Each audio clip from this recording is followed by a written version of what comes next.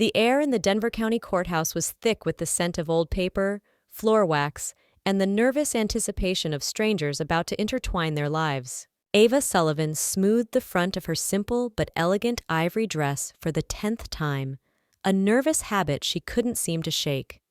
Her gaze was fixed on Cameron Dalton, the man who had been the steady rhythm of her life for a decade. At 45, Ava, a woman who found her purpose in the controlled chaos of the ER, had never craved a fairy tale wedding. This quiet, unpretentious ceremony, witnessed only by a handful of their closest friends, felt more authentic, more them. Cameron caught her eye and squeezed her hand, his familiar blue eyes crinkling at the corners in that way that always made her feel safe. "Ready to make an honest man of me, Sullivan?" he whispered, his voice a low, reassuring rumble that had calmed her through countless long shifts and life's inevitable storms. She leaned into him, inhaling the subtle scent of his cologne, a scent that meant home. "More than ready," she murmured back. She was finally, deeply content. The clerk, a woman with a tired but kind face, called another couple, their names echoing and then fading in the cavernous marble hall. Ava rested her head on Cameron's shoulder, a profound sense of peace settling over her. This was the culmination of a slow-burn love story, one built on shared takeout, lazy Sunday mornings, and the quiet understanding that comes from navigating life side by side. The sudden sharp clack of expensive heels on the marble floor was a discordant note in the room's quiet hum. Ava straightened up, her peaceful bubble bursting as she saw them. Striding toward them with the force of a cold front were Patricia and William Dalton, Cameron's impeccably dressed parents.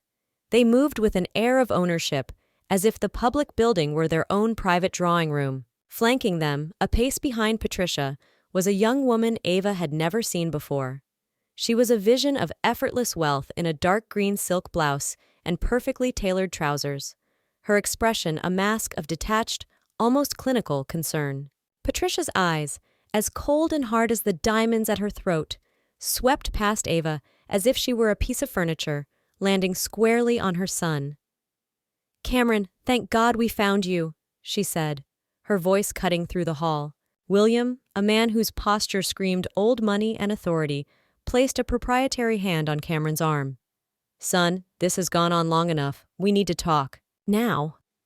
Cameron's easy smile vanished, replaced by a flicker of something complex Ava couldn't immediately decipher.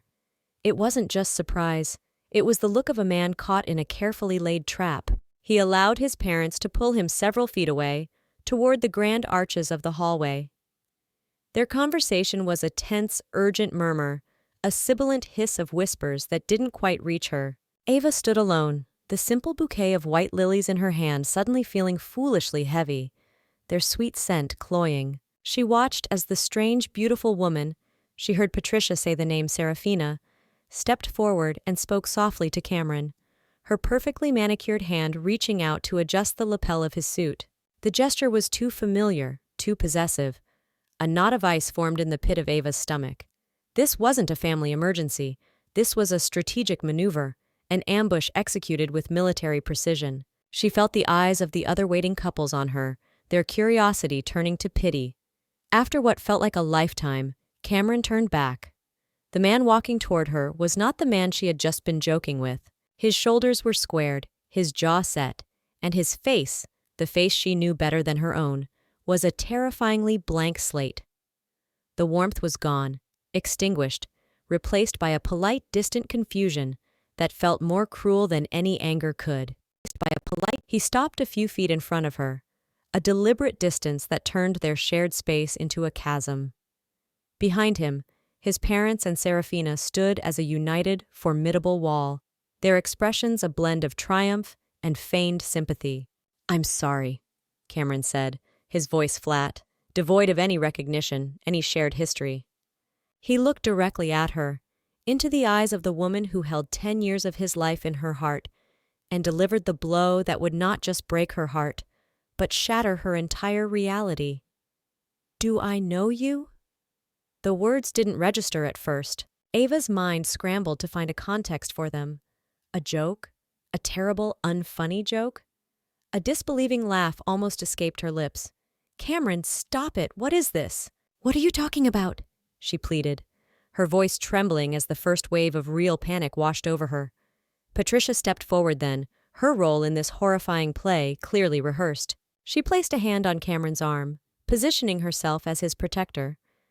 "My dear," she said, her voice dripping with a condescension that was 1,000 times more insulting than outright hostility. "There's been a terrible accident. A car crash last night. Cameron has amnesia. He doesn't remember anything. Or anyone." She let the words hang in the air, a death sentence for their shared past. "The doctors say it could be weeks, months, or it might never come back." Ava stared at Cameron, searching his face for any sign, any flicker of the man she loved. There was nothing, just a hollow, vacant stare that did not know her. A courthouse security officer appeared as if summoned from the wings. "Ma'am, the family has asked for some privacy," he said, his tone gentle but his presence an undeniable barrier. Humiliation, hot and sharp, coursed through her as he placed a light hand on her elbow. As the officer guided her away, she looked back one last time. She saw the man she loved being gently steered toward the exit by Serafina Astor, his new, impossibly wealthy future already decided for him. The heavy courthouse doors closed behind them with a soft thud, leaving Ava alone in the echoing hall, the promises of a lifetime dissolving into a cruel, incomprehensible void. The following week was not lived, but endured. Ava's small but sunny apartment overlooking Washington Park became a cage.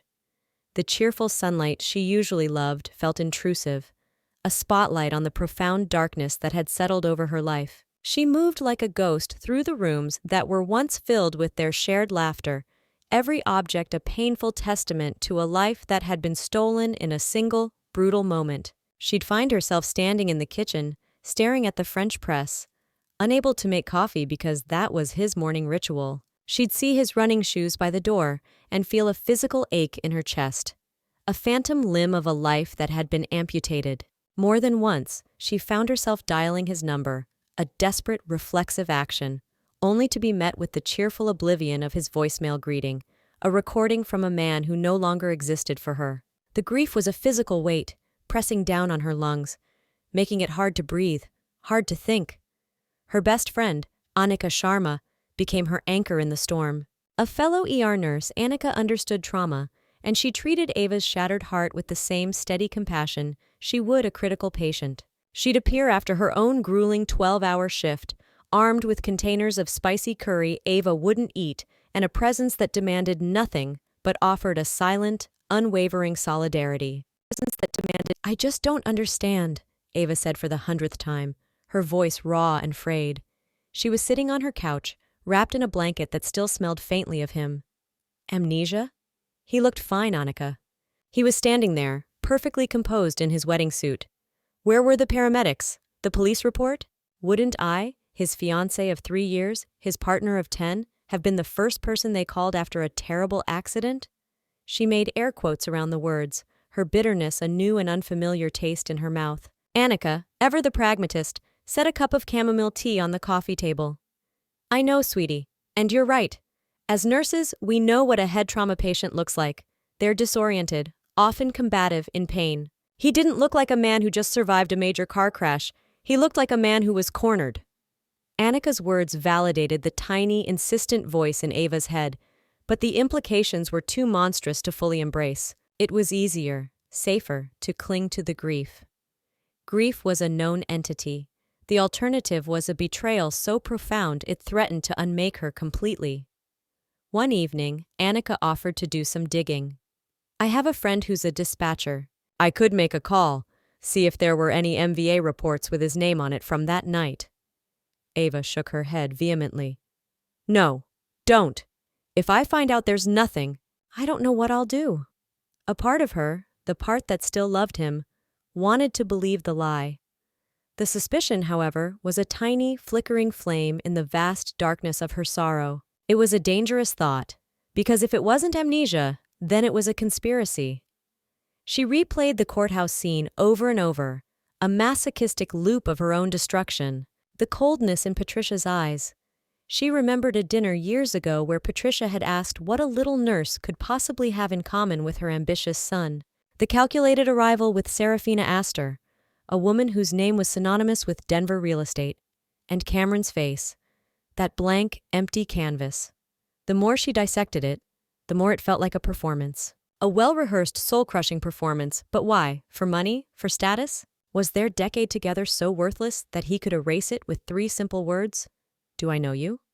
She felt like a fool, a 45-year-old fool who had mistaken a business transaction for a love story. The ER nurse in her, the part trained to look past the surface symptoms to diagnose the underlying disease, was beginning to stir from its grief-induced slumber. And it was telling her that the patient's story didn't match the evidence.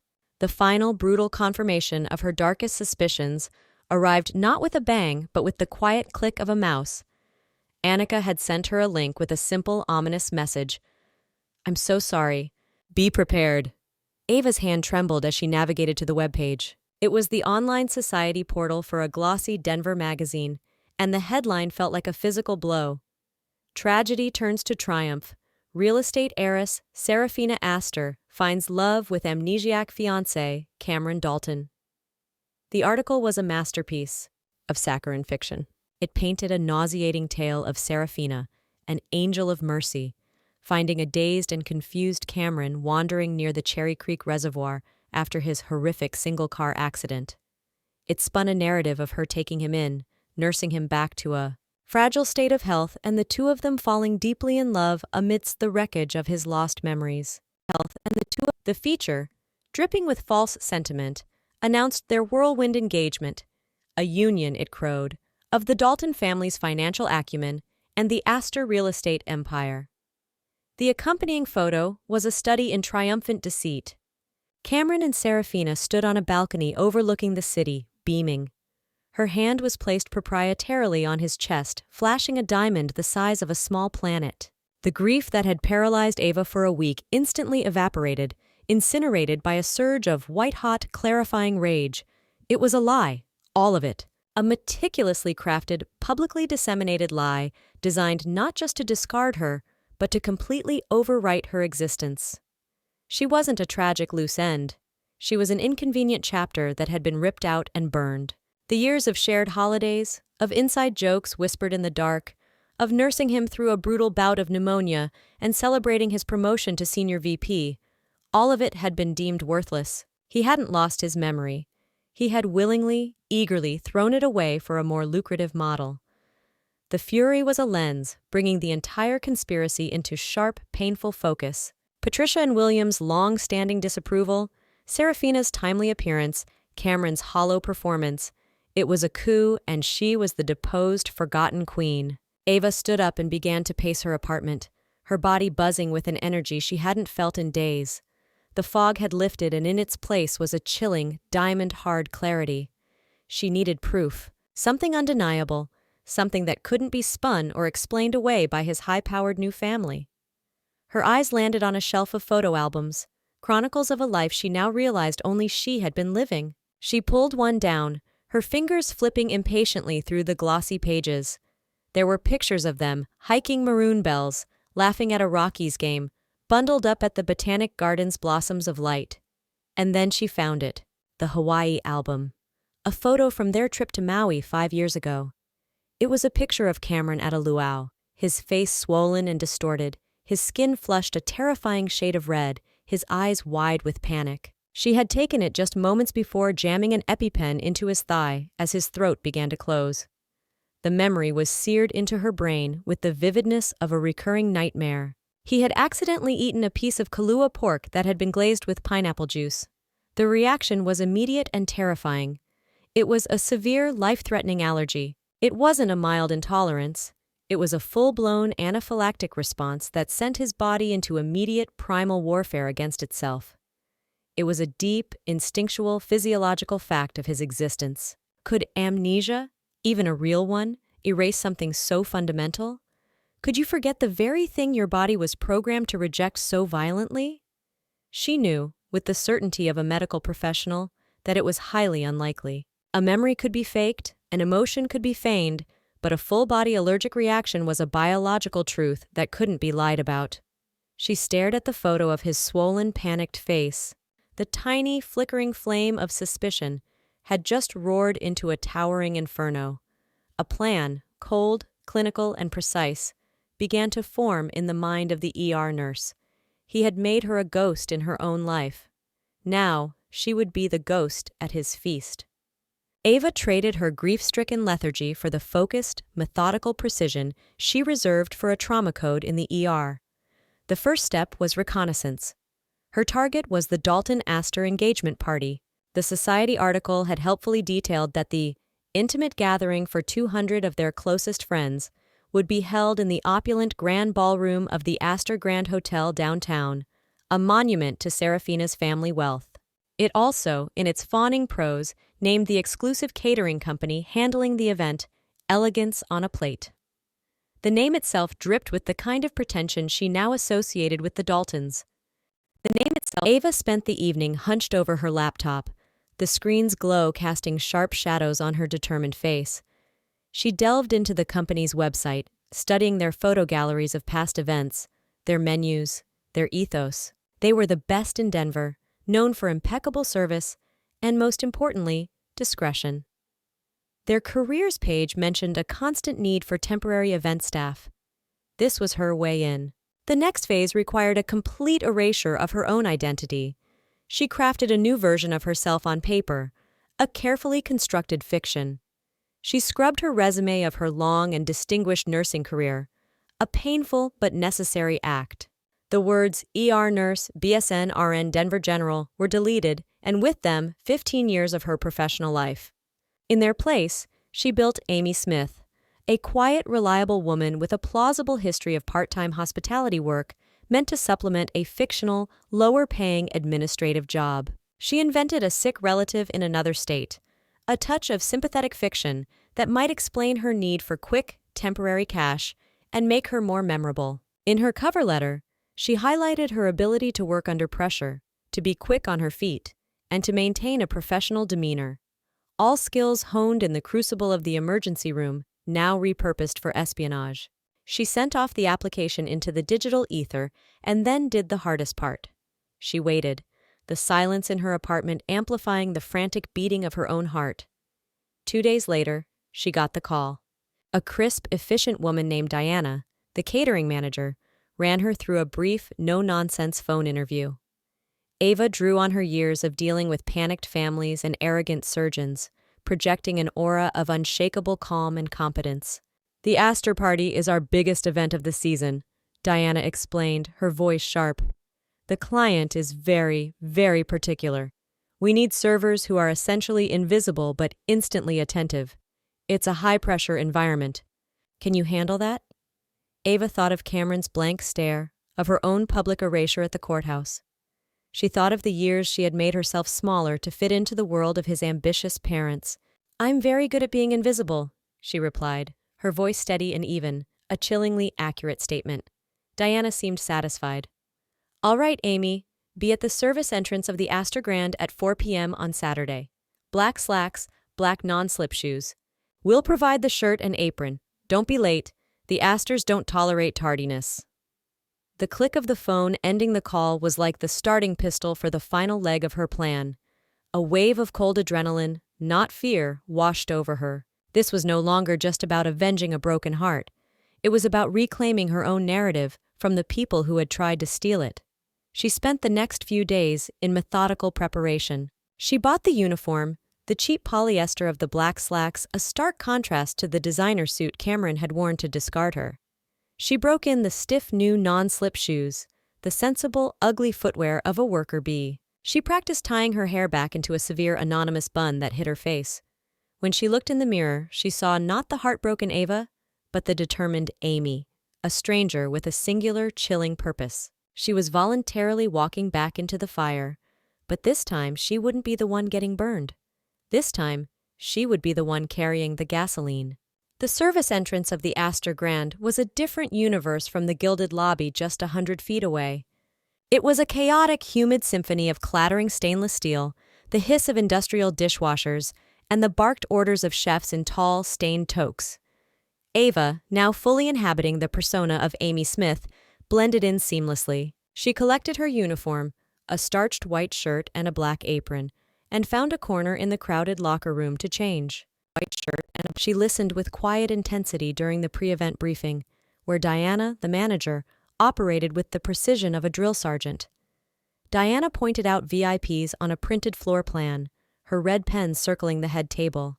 The Daltons, Cameron's parents, are at table 1. The Astors are with them. Keep their champagne flutes full at all times. The happy couple, she said, tapping a photo of Cameron and Serafina, will be making the rounds. Stay out of their way unless you're serving them directly. Be invisible. Ava's heart gave a slight heavy thud at the casual mention of their names, but her face remained impassive, a mask of professional indifference. As the heavy service doors to the ballroom were swung open, Ava had her first look at the battlefield. It was, she had to admit, breathtaking. Dozens of massive crystal chandeliers dripped from the high, coffered ceiling, casting a warm, golden glow over 200 of Denver's elite, all dressed in their Saturday best. A string quartet played softly in a corner, their music a sophisticated backdrop to the murmur of powerful conversations. The air was thick with the scent of expensive perfume and thousands of dollars worth of lilies and roses. And there, near the center of it all, were the architects of her misery.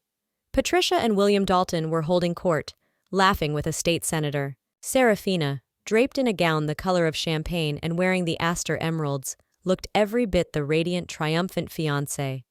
And then she saw Cameron. He was resplendent in a custom-tailored tuxedo, a flute of champagne in hand, moving through the crowd with an easy, predatory grace. He looked completely at home, utterly untroubled, a man reborn into the life he believed he deserved. He caught Serafina's eye across the room and gave her a charming, intimate smile, a smile that had once been reserved for Ava. The sight sent a shard of ice through her veins, freezing any lingering sentiment and solidifying her resolve into something unbreakable. She was assigned to a section at the far end of the ballroom, a safe distance away. For the first hour, she moved like an automaton, her actions fluid and efficient. She refilled water glasses and cleared plates, her movements so discreet that guests barely registered her presence. She was invisible, just as she'd promised. A ghost in a server's uniform, haunting the celebration of her own demise. As she worked, she watched them, her observations clinical. She saw William clap Cameron on the back, a look of profound patriarchal pride on his face. She saw Patricia whispering conspiratorially with Serafina's mother, two queens surveying their newly merged kingdom. They were so comfortable in their deceit, so insulated by their wealth and power. Her anxiety began to mount as tray after tray of appetizers emerged from the kitchen. Tiny quiches, beef Wellington bites, caviar on toast points. None of them were her weapon. What if they weren't serving it? What if this whole risky venture was for nothing? Her heart hammered against her ribs. Then she saw it. A waiter, young and harried, emerged from the kitchen carrying a large, heavy silver tray. On it were beautifully arranged canapes, prosciutto-wrapped melon, miniature crab cakes, and skewers of grilled shrimp with a glistening tropical glaze. Ava's eyes, trained to spot the smallest detail, locked onto the skewers. And right next to them, on the same platter, were small, golden chunks of prosciutto-wrapped pineapple. Her breath caught in her throat. The weapon had presented itself. She calmly intercepted the young waiter as he headed toward the main floor. "Diana needs these at table 5 right away," she said with quiet, unassailable authority, taking the heavy tray from his hands. He nodded, too busy and too intimidated to question it. "Thanks," he muttered, rushing off in another direction. Ava held the heavy silver tray, the cool metal a conduit for the ice in her veins. Her mission was now tangible. The trap was set. All she had to do was wait for the perfect moment to spring it. The gentle melodies of the string quartet faded out, replaced by the polite, attention-grabbing tapping of a spoon against a crystal glass. Serafina's father, Arthur Astor, a formidable man with a mane of silver hair and the confident bearing of someone who owned half the city, stood on a small, elevated stage. He delivered a glowing, slightly pompous speech about his darling daughter and the bright new chapter of her life. He welcomed Cameron into the family, praising his remarkable resilience in the face of his unfortunate and tragic ordeal. The crowd, a sea of wealth and influence, applauded warmly. Ava stood near a service station, the silver tray with the pineapple appetizers held steady in her hands, her eyes never leaving the stage. She felt strangely, unnervingly calm, the way she did before a critical patient was wheeled into the ER, a state of heightened awareness where emotion was a dangerous luxury she couldn't afford. Her entire focus narrowed to the task at hand. Then, it was Cameron's turn. He walked onto the stage with the easy confidence of a man born to the spotlight, the picture of a survivor who had landed on his feet. He took the microphone, his polished charm radiating through the ballroom and washing over the adoring crowd. "Thank you, Arthur," he began, his voice smooth as silk, a voice that had once whispered promises of forever in her ear. I don't remember much from before a few weeks ago," he said, a note of practiced vulnerability creeping into his tone that made Ava's skin crawl. "The doctors call it a blank slate, a total reset. But I have to believe that whatever life I had before, whatever person I was, it couldn't possibly compare to the one that began the moment I saw Serafina." He turned to his fiancé, who was gazing up at him, her expression one of pure adoration. The crowd sighed audibly, completely captivated by the romantic narrative. "To lose your past is a terrifying thing," he continued, his voice resonating with a false emotion that was pitch-perfect in its delivery. "It's like being a ghost in your own story." "But Serafina," he said, his voice dropping to an intimate near whisper that the microphone carried to every corner of the room, "you haven't just given me a future. You've given me a new beginning. You are my memory now. You are my home." He looked over at his parents, a flicker of a shared, triumphant secret passing between them. "And to my parents, thank you for your unwavering support through this difficult time." He raised his glass. "To my beautiful Serafina, to new beginnings." The room erupted in applause, a wave of sound and approval washing over him. From her vantage point, Ava could see Patricia Dalton dabbing at a perfectly dry eye with a silk handkerchief. A masterful piece of theater for the benefit of the surrounding tables. The hypocrisy was a physical thing, so thick in the air it was hard to breathe. He spoke of new beginnings, but what he meant was a calculated upgrade, a heartless corporate merger, where she was the toxic asset he'd ruthlessly written off. As the applause died down, Cameron stepped off the stage, immediately enveloped by a throng of fawning well-wishers. He was glowing, basking in the success of his grand deception. This was it. This was the moment. The rage that had fueled Ava had now cooled into something harder, more potent. Purpose.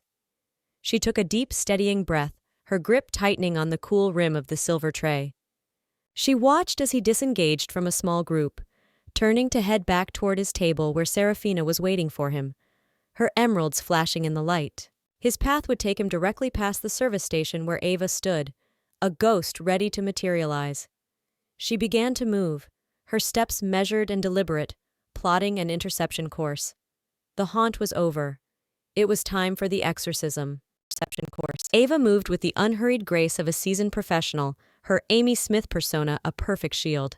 Her path converged with Cameron's near a large, elaborate floral arrangement, just out of the main spotlight, but still in full, unobstructed view of the head table and dozens of surrounding guests. She glided to a stop in front of him, her body angled slightly as if to let another server pass. "Appetizer, sir?" she asked, her voice a pitch-perfect blend of politeness and subservience. Her eyes were downcast, her face partially obscured by the calculated angle of her head as she extended the heavy silver tray. Cameron, still flushed with the success of his speech and the adulation of the crowd, glanced down dismissively, his mind already on his radiant fiancé. "No, thank you," he said, his tone curt as he began to turn away from the hired help. It was now or never. With a tiny, almost imperceptible shuffle of her feet, Ava feigned a stumble, her body lurching just enough to be believable. The heavy tray tilted precariously in her hands. "Oh!" she gasped, a small, convincing sound of distress that drew a few nearby eyes. As she righted the tray with practiced clumsiness, a single, glistening chunk of prosciutto-wrapped pineapple slid off the edge. It followed a perfect short arc through the air.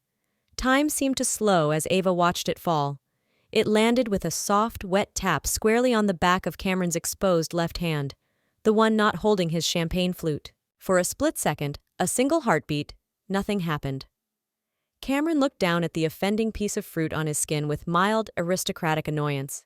Then, the betrayal came not from his mind, but from a place far deeper, from the very cells of his body. His carefully constructed persona of a calm amnesiac survivor disintegrated in an instant. The charming smile dissolved into a mask of pure, primal terror. "Ah, get it off!" he shrieked, his voice cracking in a high-pitched, undignified panic that was utterly at odds with his tailored tuxedo. He shook his hand violently, as if it had been bitten by a venomous snake, flinging the pineapple chunk onto the pristine white tablecloth of a nearby table, where it left a small, greasy stain. "It's pineapple! Get it off me! I'm allergic!" His reaction was instantaneous, visceral, and completely unthinking. It was the terrified, instinctual response of a man whose body knew, on a cellular level, that it was in mortal danger, a truth too deep to be erased by a convenient lie. A stunned, absolute silence crashed down upon the grand ballroom. The string quartet, which had just begun a John-airy Vivaldi piece, faltered and stopped, one violin squeaking into the void before it too fell silent. 200 conversations died mid-word. 200 pairs of eyes swiveled from the shrieking groom to the source of the commotion. They saw Cameron Dalton, his face pale and his chest heaving, staring in abject horror at his own hand where a small, angry red welt was already beginning to form. They saw the offending piece of fruit lying on the tablecloth like a piece of damning evidence. And they saw the calm, composed waitress standing nearby, holding her tray with perfect, unshaking stillness. Serafina Astor was on her feet, her beautiful face a canvas of utter confusion.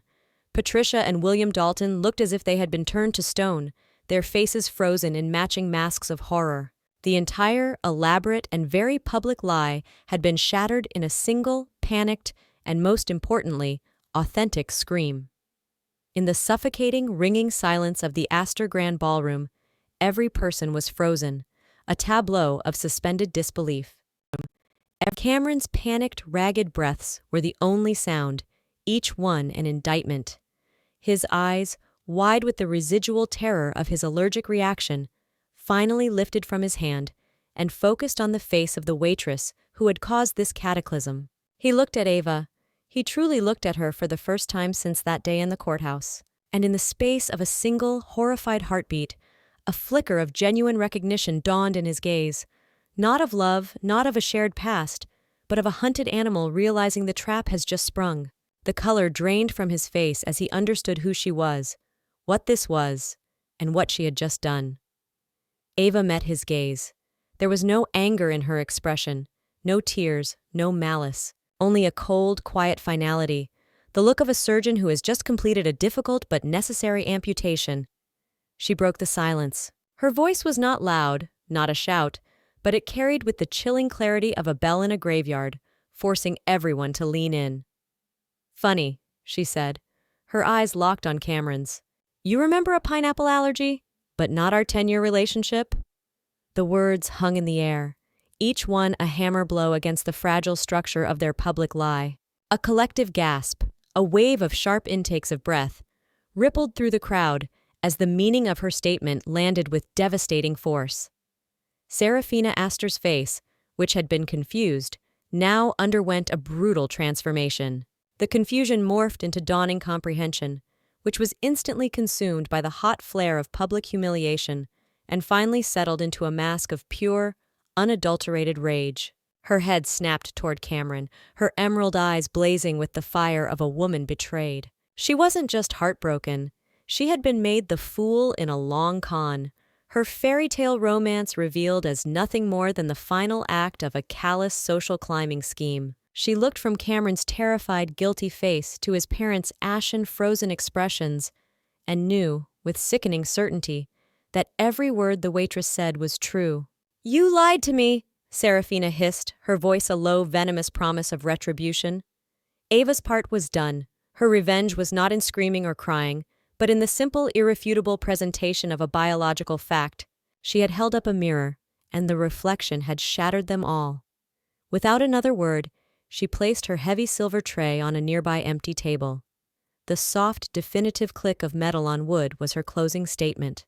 She turned her back on the chaos that was just beginning to erupt, on Serafina's furious hiss, on Patricia's sputtering, useless denials, on the cacophony of 200 guests breaking into a roar of shocked gossip, their phones already emerging to capture the scandal. She walked calmly through the ballroom, a ghost no more but an avenging angel.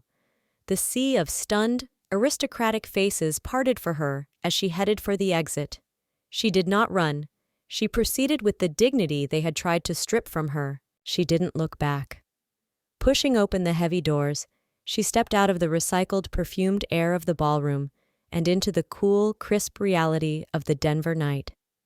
She had not reclaimed her past, but she had seized control of her present. She walked away from the ruins of Cameron Dalton's life, not with a feeling of glee, but with the clean, quiet satisfaction of a debt marked paid in full. Her slate was wiped clean, and for the first time in a month, as she inhaled the free air, she felt the promise of a new beginning that was entirely and blessedly her own.